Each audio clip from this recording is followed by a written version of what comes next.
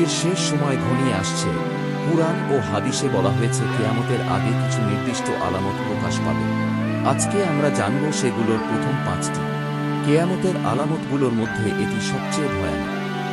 রাসূল সাল্লাল্লাহু আলাইহি ওয়াসাল্লাম বলেন, যখন সূর্য পশ্চিম দিক থেকে উঠবে তখন আর তওবা কবুল হবে না। সহিহ মুসলিম।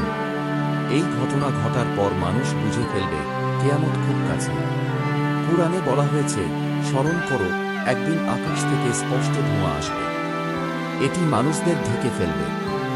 এটি হবে ভয়ানক শাস্তি। সূরা আদ-দুখান আয়াত 10-11। এই ধোঁয়ায় মানুষ কষ্ট পাবে, বিশেষ করে কাফেররা। সবচেয়ে বড় ফিতনা দাজ্জাল। এক চোখ অন্ধ, আখিরি সময়ে এসে সে নিজেকে ঈশ্বর দাবি করবে। অগণিত মানুষ তাকে অনুসরণ করবে যারা ঈমানদার নয়। নবীজি সাল্লাল্লাহু আলাইহি ওয়াসাল্লাম তার থেকে রক্ষা পাওয়ার দোয়া করতে বলেছেন। দোয়াটি হল, হে আল্লাহ, আমি আপনার আশ্রয় চাই জাহান্নামের আযাব থেকে, কবরের আযাব থেকে, জীবন ও মৃত্যুর পরীক্ষার অনিষ্ট থেকে এবং দাজ্জালের ভয়ানক পরীক্ষার অনিষ্ট থেকে। আল্লাহ তাআলা ঈসা আলাইহি ওয়াসাল্লামকে কিয়ামতের আগে পৃথিবীতে প্রেরণ করবেন।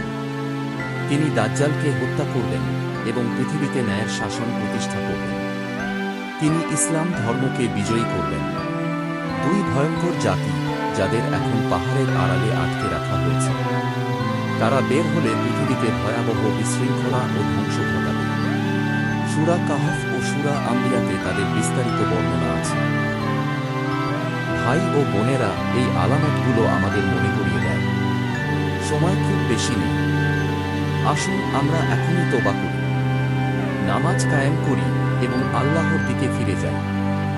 এই আলামতগুলো কেবল ভয় পাওয়ার জন্য নয়, বরং আমাদের ঈমান শক্তিশালী করার জন্যই জানানো হয়েছে। এমন আরও ইসলামিক ভিডিও পেতে আমাদের চ্যানেল সাবস্ক্রাইব করুন।